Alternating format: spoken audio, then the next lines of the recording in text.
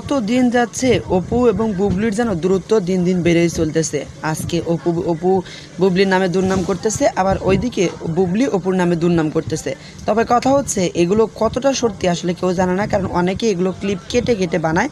তবে আজকে আরেকটি ফোন রেকর্ডিং কিন্তু ভাইরাল হয়ে গেছে, যেখান থেকে বুবলি অপু সম্পর্কে কি বলতেছে সেটা আপনারা ভিডিওটাই দেখুন, তাহলে বিস্তারিত বুঝতে পারবেন।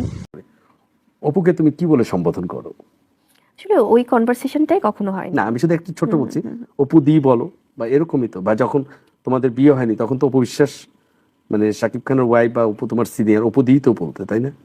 মানে ওনার সাথে আমার কোনো কথা তা হয়নি, কথা বাট হতো না? কথা হলে তো ডেফিনেটলি ও, দিদি কখনো বা কথাও এরকম হয়নি? কিছু বলবো না। না, কথা হয়নি বলতে মানে আমাদের আছে না যে একটা হাই হ্যালো, বা বিয়ের আগের কথাও আমি বলছি, যখন আমি ফিল্মে আসি তখন তো আর আমি ওনাকে ওভাবে দেখিনি বা পাইনি। আচ্ছা আচ্ছা তো আচ্ছা, ওই তখন ওই তুমি ওকে পাওনি। কনভারসেশনটা হয়নি। তো যেটা বলছিলাম, অপু একটা খুব কি কারণে আমি জানি না বলছিল যে আমি মানে মানুষ না, যে নামটাকে ঘেন্না করি, আই হেট। তো তখন আমি একটা জিনিস চিন্তা করছিলাম যে তোমাকে কোনো দিন জিজ্ঞেস করব যে তুমি নিশ্চয়ই তার প্রতি উত্তরে তোমার কি উত্তর দিবা যখন সেরকম একজন শিল্পী যখন এটা বলে, তখন তোমার উত্তরটা কি হওয়া উচিত বা কি বলবা তুমি? আমি বা ঘৃণার সাকিবকে কি তুমি এটা বিচার দিয়েছিলে কিনা? না না না, আমি কখনোই কোনো কিছু নিয়ে কাউকে বিচার দেই না। আমি ওই মানুষটাই না ভাইয়া, কারণ আমার কাছে মনে হয় যে আসলে প্রথমত একজন মানুষ হিসেবে আরেকজন মানুষকে আমরা কখনোই ঘৃণা করতে পারি না, কারণ আমরা সবাই মানুষ। দিন শেষে আমাদের সবাইকেই মারা যেতে হবে, এই পৃথিবী কিছুই না। আর ঘৃণার বদলে আমি ঘৃণা ছড়াতে চাই না, আমি ভালোবাসা ছড়াতে চাই।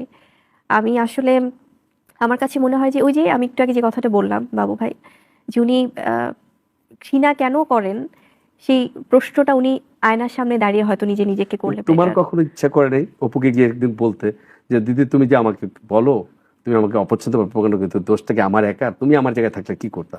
মানে তুমি কখনো এটা একা একা চিন্তা করোনি কেন?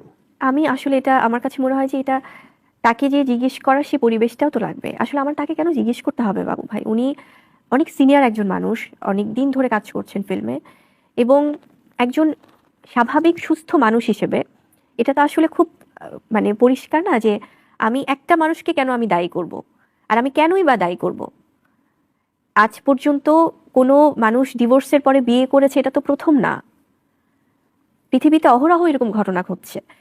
এবং আরেকটা জিনিস কি ভাইয়া, বাংলাদেশের প্রেক্ষাপটে বলি বা পুরো ওয়ার্ল্ড ওয়াইড, দৈনিক এত এত ডিভোর্স হচ্ছে, এত এত মানুষ আবার রিলেশনে জড়াচ্ছে, তাদের সম্পর্কে জড়াচ্ছে, সবগুলোতে তো কি বুবলি আছে? অপু এটা বলেছে বা পূজা চির বলছে যে তোমার শুধুমাত্র তোমার সন্দেহের জন্য পূজা চিরের সাথে শাকিব খানের একটা সুন্দর জুটি হয়ে ওঠেনি। পূজা চেরি, ওর সাথে আসলে আমার দুই একবার প্রোগ্রামে দেখা হয়েছিল, বিভিন্ন অ্যাওয়ার্ড প্রোগ্রামে। সেখানে হাই হ্যালো এবং খুব আমরা সুন্দর করে কুশল বিনিময় করেছি। এবং আমাদের আন্টি, যিনি আসলে এখন নেই, উনি গত হয়েছেন, এবং আন্টির সাথেও খুব সুন্দর আমার কনভারসেশন হয়েছে। সৃষ্টিকর্তা ওনাকে ভালো রাখুক, যেখানেই রাখুক। ওর সাথে আমার কখনো কোনো প্রবলেম হয়নি এগুলো নিয়ে। এবং এই যে একটা মিথ্যা গুজব ছড়ানো, আমাকে জড়ানো এসবে, যে সাকিবের বাসায় তুমি গিয়ে কখনোই না। পূজাকে হাতে নাতে ধরেছো, তারপর মারামারি হয়েছে। ছি ছি ছি ছি ছি, মানে কখনোই না। এই গল্পগুলো যারা ওই যে সোশ্যাল মিডিয়ায় বিভিন্ন কিছু ছড়ায়, তারাই এই গল্পগুলো ছড়ায়, এবং হয়তো এতে তাদের কোনো স্বার্থ আছে। এবং আপনাকে আমি আরেকটা জিনিস বলি বাবু ভাই, সেটা হচ্ছে যে আমার আমার খুব অবাক লাগে যে আমার সেটা হোক অনেকেই, যে কিছু কিছু নাম আছে যেমন তমার সাথে, তমা মির্জা বা পরিমণি, বা ওরা ওদের সাথে না আমার, আমি জানি না আসলে ওরা যদি ওদের নিজেদের সাথে আমি কথা আসবে বলে। প্রসঙ্গে, আমি একটু পূজাটা শেষ করি। আমি এই জন্যই বলছি হ্যাঁ, ভাইয়া হ্যাঁ। যে এই যে এই কয়টা নাম, আমরা যদি পূজাটা, যেহেতু আপনি জিজ্ঞেস করেছেন, কখনো আমার ওর সাথে এগুলো নিয়ে কোনো কনভারসেশন হয়নি। এবং আমি ওই যে বললাম, আমার এটি নিয়ে আমার সাকিবের সাথেও কখনো আমার, কারণ এটা ও কার সাথে স্ক্রিন শেয়ার করবে। এবং 2016 সালে আমি যেদিন, যে বছর এসেছি, তারপর থেকে কিন্তু ওর নায়িকা ভ্যারিয়েশন অনেকের, আমি যদি ভুল না করি, ও কলকাতা বা বাংলাদেশে অনেক নায়িকার সাথে কিন্তু কাজ করেছে। তো আমি কখনোই ও কোন নায়িকার সাথে কাজ করবে আমি সেই ব্যাপারটাতে ইন্টারফেয়ারই করি না।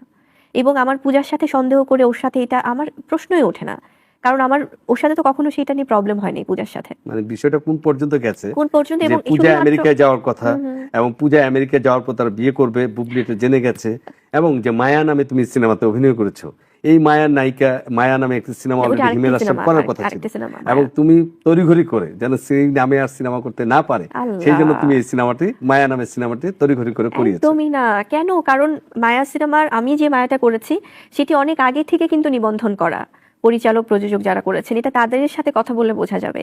আর ওনারা যে মায়াটার যে সিনেমা, আরেকটা আলাদা যে সিনেমা, ওটার সাথে তো এটার কোনো সম্পৃক্ত